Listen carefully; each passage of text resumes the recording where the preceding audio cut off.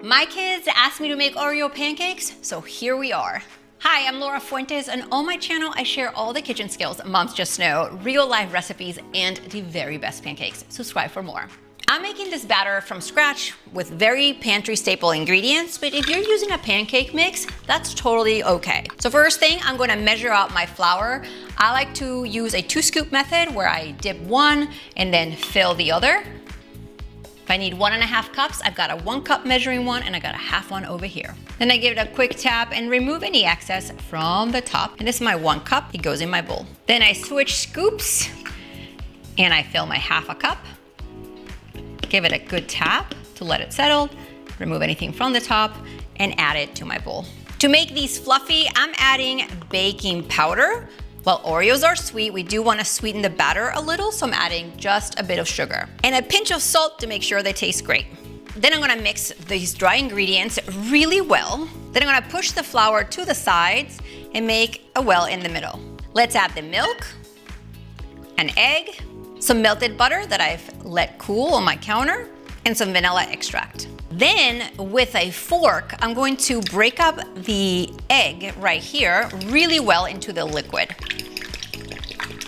Then I'm gonna mix the dry ingredients in, working from the outside of my bowl until everything is just combined and I no longer see flour. If you see any clumps, you can always break them up with the side of the bowl like this. For the best pancake batter, you don't want to mix this really hard. Let me show you a close-up of what the batter should look like before you add in your Oreos.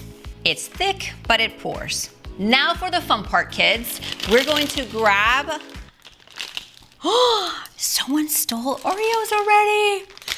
It was me. It was you? Yes. Ah! Do we need all of them? No. Okay. Let's grab 12 Oreos. I like to break up my Oreos by breaking them into pieces directly into a bowl. Now we just add our Oreos straight in our batter like that, and we're gonna mix it in. Just look at the batter. This is gonna be awesome. Now this needs to sit on the counter for 5 minutes, just long enough for the Oreo cookies to absorb some of the liquid so they're not super crunchy when you bite them into your pancake. I'm gonna cook these on my griddle just so I can fit 6 at once, but if you're using a pan, you'll probably be able to fit 2 to 3 pancakes per batch. By the way, after a couple of batches, you may want to rinse out the pan to cool it back down so your Oreo pancakes don't burn. Grease or spray your griddle. Now this is a really thick batter, so sometimes you may have to spread it out with the back of your scoop. Now these are gonna take 2 minutes to cook on that first side, and once the edges are defined and you start to see that bubbles of heat are coming through the middle of the pancake, it's time to flip them. You always wanna flip them in the same order that you pour the batter, and then let them cook on the other side for a little less time.